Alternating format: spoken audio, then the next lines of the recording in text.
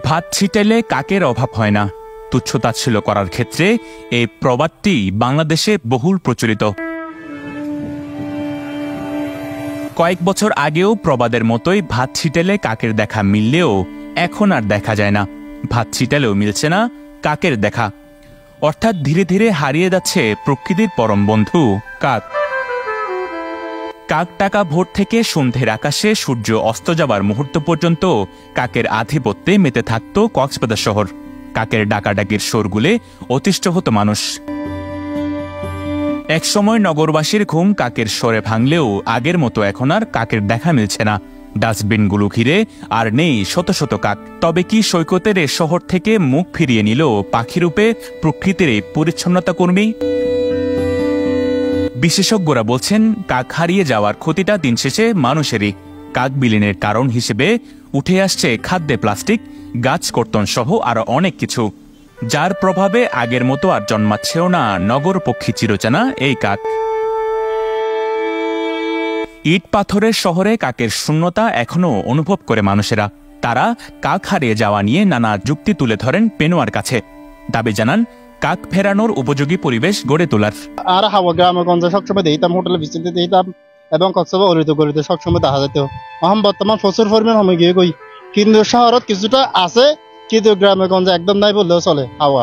কারণ কি হলো, পরিবেশের হার নাই। বেশি দেখা যায় তো, এখন আদের দেখা যায় না আগের মতো। আমরা ঠিক মতো দাঁড়াতে পারতাম না, ওদের আবাসের জন্য আমাদের ডিস্টার্ব করতো, লেখাপড়া ডিস্টার্ব করতো, পয়েন্ট ডিস্টার্ব করতো, এখন সব চলে গেছে। হাওয়া খুব বেশি দেখা যাইতো, জ্বর করতো, দাঁড়িয়ে হইতো।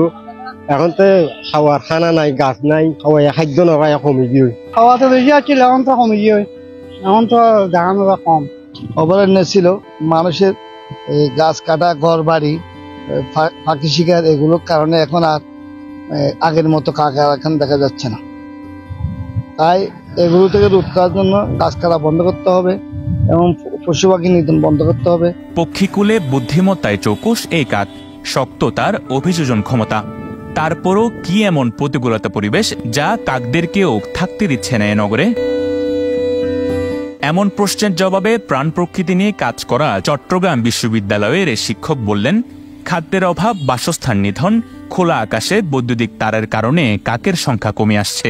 কিন্তু কাক বাঁচলে তবে টিকে থাকবে শহরে ভূপ্রকৃতি। এই কাককে কখনো আমরা ভালোবাসতে পারিনি।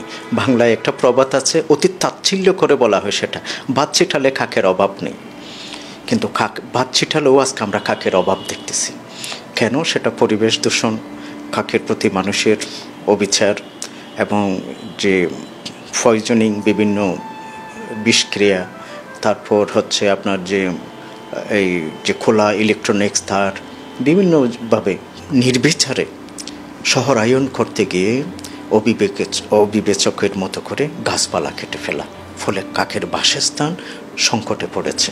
জীববৈচিত্র্য বিষয়ক অনলাইন পোর্টাল listverse.com এর তথ্য মতে কাকের উদ্ভব মধ্য এশিয়ায়। সেখান থেকে উত্তর আমেরিকা, আফ্রিকা, ইউরোপ ও অস্ট্রেলিয়ায় ছড়িয়ে পড়ে।